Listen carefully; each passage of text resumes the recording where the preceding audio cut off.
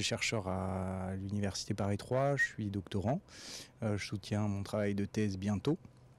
Et mon parcours, j'ai fait un doc d'histoire. Ensuite, j'ai fait une licence de cinéma à l'Université Paris 8. Et puis un master en didactique de l'image à Paris 3, où j'ai travaillé sur les médias. Et donc j'ai eu envie de poursuivre sur les chaînes d'information en continu. Principalement parce qu'on ne trouvait pas grand-chose dessus. C'est-à-dire que les chaînes d'information en continu, elles sont assez présentes dans la vie de tous les jours. On les trouve dans les cafés, etc., dans beaucoup de lieux publics. Un certain nombre de gens les regardent régulièrement et on avait un ou deux ouvrages sur la production et rien du tout sur leur réception. Et donc je me suis posé la question de qui regardait ces chaînes, pourquoi faire, quand, qu'est-ce qu'ils en pensaient. Et donc c'est l'origine de mon travail.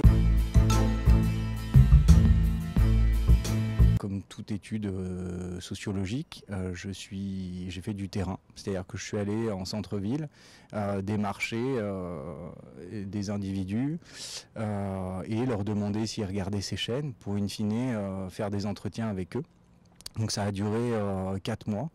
Dans 4 terrains différents, un peu partout en France, de manière à avoir un peu pas un panel représentatif parce que c'est trop petit, j'ai 60 entretiens, mais quelque chose d'assez diversifié. En fait, quand on regarde la télévision, on est spectateur, on est téléspectateur.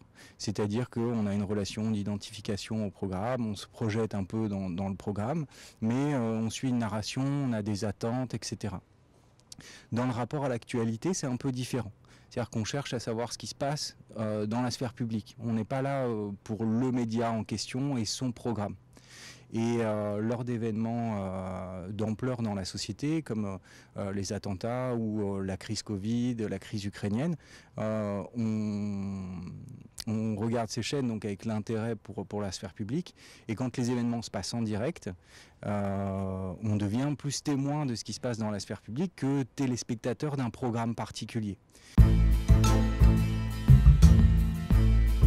Tout simplement, les gens m'en parlaient, alors que c'était une dimension que je n'avais pas forcément anticipée dans mon travail, puisque elles n'avaient pas, avant ça, été l'objet d'une telle attention publique. Ça m'a forcé à prendre en compte cet usage particulier du fait de venir à la rencontre d'un événement hors norme et d'identifier un usage de suivi en continu, donc qui est ponctuel, mais qui s'exerce lors d'événements inattendus d'ampleur comme ça, où les gens regardent en continu, jusqu'à en général la clôture de l'événement.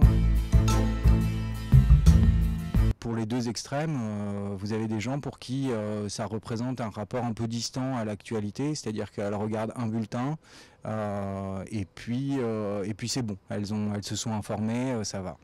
Et puis il y a des gens au contraire pour qui ces chaînes les accompagnent sans cesse. C'est-à-dire qu'ils sont chez eux, ils travaillent soit chez eux ou soit ils sont hors de l'emploi. Il y a un peu ces chaînes allumées en permanence et ça permet d'avoir une synchronie avec ce qui se passe à l'extérieur. Voilà, on a un peu deux extrêmes.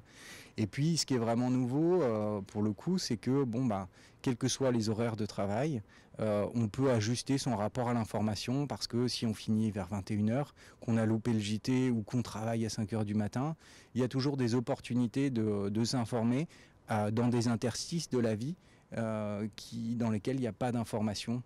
Par exemple à 10h le matin ou à 11h, c'est compliqué d'obtenir un journal dans les médias généralistes et ces chaînes permettent ça. Une super ambiance, tout le monde est très sympa. Les travaux présentés sont vraiment très intéressants, d'autant plus qu'ils touchent vraiment mathématiques. Effectivement, c'est très agréable de pouvoir discuter de ces travaux. C'est pas si justement ces colloques sont importants parce que on n'a pas l'occasion tous les jours en tant que chercheur de partager vraiment ce qu'on fait. C'est à la fois un challenge parce que une intervention devant ses pairs, des titulaires, c'est stressant et en même temps c'est très stimulant, quoi.